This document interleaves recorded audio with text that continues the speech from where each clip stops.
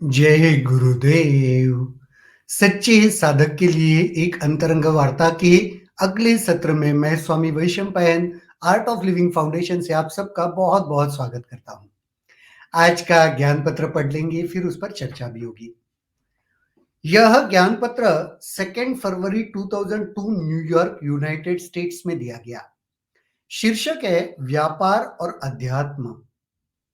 प्रायः आध्यात्मिक लोग व्यापार को हीन दृष्टि से देखते हैं और व्यापारी आध्यात्मिकता को अव्यवहारिक समझते हैं।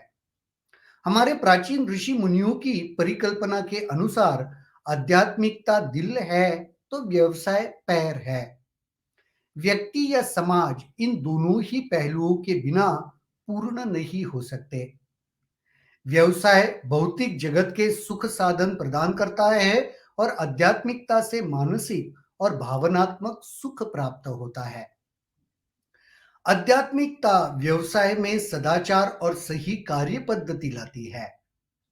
तन और मन के इस युगल तंत्र में किसी एक को भी सुख से वंचित रखने का अर्थ है दोनों को ही सुख से वंचित रखना। गरीब लोगों की मूल आवश्यकताओं के पूरे किए बिना तुम उनसे आध्यात्मिकता की बात नहीं कर सकते। उनकी अपनी भौतिक जरूरतों के लिए सहारे की आवश्यकता है। संसार में ऐसा कोई आध्यात्मिकता नहीं जिसमें सेवा नहीं होती और भौतिक आवश्यकताओं पर बिना ध्यान दिए हुए सेवा नहीं की जा सकती। केवल होठ हिलाने से सेवा नहीं होती, सेवा करने के लिए पैरों की आवश्यकता होती है। हर प्रणाली में कुछ ना कुछ दोष होते हैं। पूंजीवाद में गरीबों का शोषण होता है तो समाजवाद में व्यक्तिगत सृजनशीलता और उद्यम वृत्ति समाप्त हो जाती है। आध्यात्मिकता समाजवाद और पूंजीवाद के बीच का एक पुल है। आध्यात्मिकता में पूंजीवादियों में सेवा कराने वाला दिल देती है और समाजवादियों में नवनिर्माण की मनोवृत्ति देती है।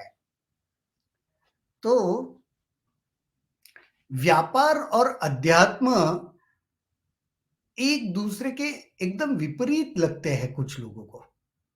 कुछ लोगों को ऐसे लगता है जो आध्यात्मिक व्यक्ति है उसका व्यापार से दूर दूर तक संबंध नहीं होना चाहिए। और काफी बार लोगों को लगता है जो व्यापारी है, हार्डकोर बिजनेसमैन है ना, वो तो एकदम मटेरियलिस्टिक है, उसका आध्यात्मिकता के साथ कोई लेना देना नहीं है। पर आप सोच के देखो इनका कॉम्बिनेशन कितना बेहतर हो सकता है। वही गुरुजी यहाँ पे बता रहे हैं कि कॉम्बिनेशन होना ही चाहिए, वरना दिक्कतें, दोनों चीजें परिपूर्ण नहीं, सिर्फ यानी दोनों अलग अलग चीजें जीवन में परिपूर्णता नहीं ला सकती, दोनों लगती है। व्यापार, गुरुजी वही कह रहे कि हमारे पूर्वज ऋषि मुनि तो यही कहते थे, व्यापार पैर है, चलने के लिए साधनों की आवश्यकता होती है, पैर चाहिए। तो व्यापार पैर है और हमारा जो अध्यात्म है वह दिल है। वह दिल सुंदर होता है तो फिर पैर भी चाहिए, सिर्फ बातें करके होगा नहीं, उसको पहुंचने के लिए पैरों का सहारा लेना पड़ेगा। अच्छा विचार आके उसकी परिकल्पना को वास्तविकता में लाने के लिए साधनों की तो आवश्यकता है। तो दोनों का सुंदर संगम बहुत अच्छा इसमें ज्ञान पत्र में बताया है।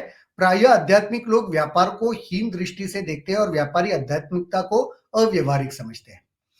आध्यात्मिक लोग जो व्यापार करते हैं काफी बार उनको हीन दृष्टि से देखते हैं, वो समझते हैं कि अरे ये तो निचले स्तर का काम है। और इसके विपरीत जो व्यापारी होते हैं वह आध्यात्मिकता को अव्यवहारिक समझते हैं, प्रैक्टिकल नहीं लगता उनको अध्यात्म।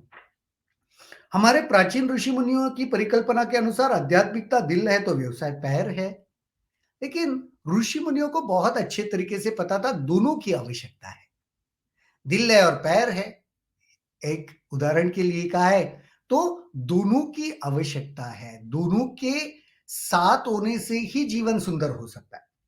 व्यक्ति या समाज इन दोनों ही पहलुओं के बिना पूर्ण नहीं हो सकते। व्यक्ति भी और समाज भी ये दोनों पहलुओं के बगैर पूर्ण नहीं हो सकते, परिपूर्णता नहीं आएगी।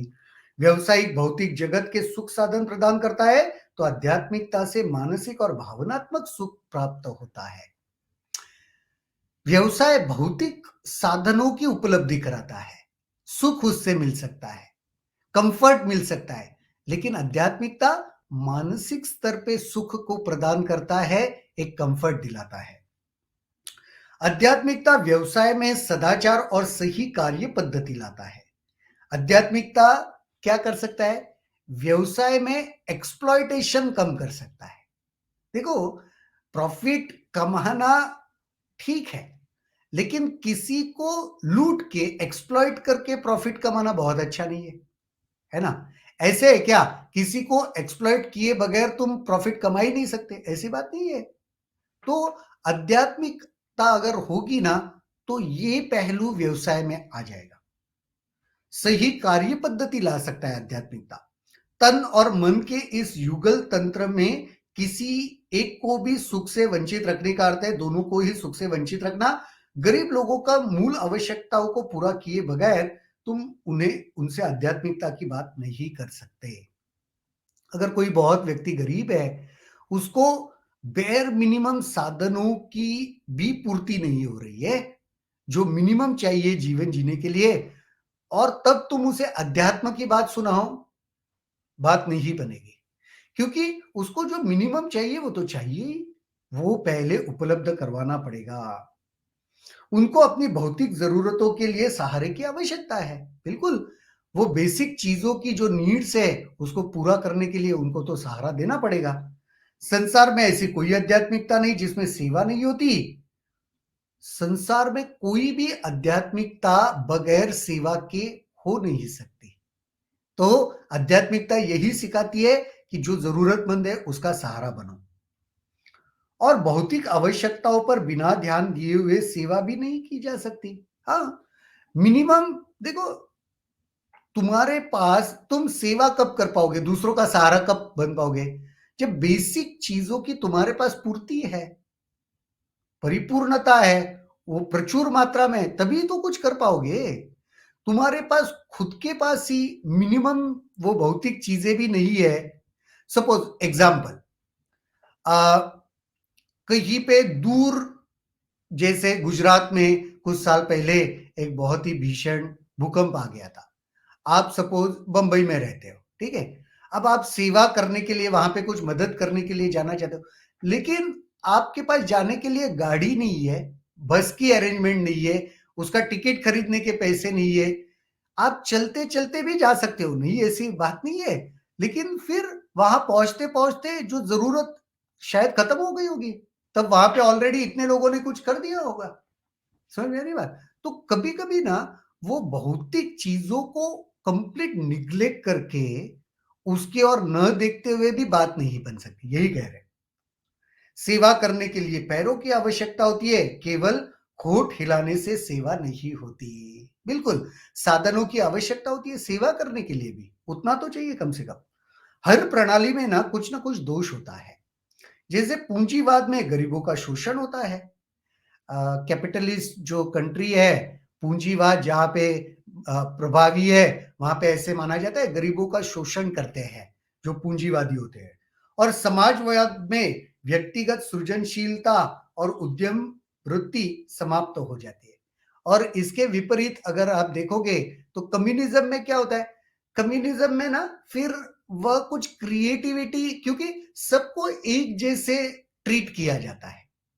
तो फॉर एग्जाम्पल, अगर कोई कंपनी चल रही है, ठीक है, उस कंपनी में स्किल्ड लेबर भी है, अनस्किल्ड लेबर भी है, सबको एक लेबर की तरह ट्रीट किया जा रहा है, सबको वो वेतन दिया जाता है, सपोज 100 रुपया। अब जो अनस्किल्ड लेबर है, वो प्रोडक्शन करता है मे बी 10 यूनिट्स का, और जो स्किल्ड लेबर है वो प्रोडक्शन करता है 200 यूनिट का उसी समय में।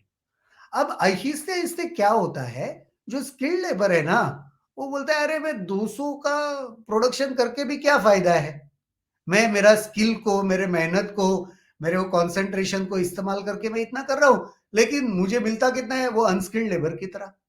तो समाजवाद में हर लोगों को एक समान स्तर पे लाने की चेष्टा की जाती है। तो वैसा होने से क्या हो सकता है कि वो उद्यमशीलता, क्रिएटिविटी या थोड़ा आलस्य आ सकता है, वो इच्छा ही नहीं होगा, क्यों करूं मैं, सबको तो सेम ही मिल रहा है, लंबे समय में ऐसे हो सकता है। आध्यात्मिकता समाजवाद और पूंजीवाद के बीच का एक पुल है, और आध्यात्मिकता क्या है? इन दोनों के बीच का एक सुंदर पुल है, ब्रिज है। आध्यात्मिकता पूंजीवादियों में सेवा करने वाला दिल देती है। आध्यात्मिकता क्या देती है? पूंजीवादियों में औरों के लिए कुछ करे, सेवा करो, वह दिल प्रदान करती है। और समाजवादियों में नवनिर्माण की मनोवृत्ति देती है। और समाजवाद में जो बिलीव करते हैं या समाजवादी जो होते हैं, उनमें कुछ नया करने की वह एक प्रवृत्ति देती है, उद्यमशील बनाती है उनको। बहुत ही बढ़िया।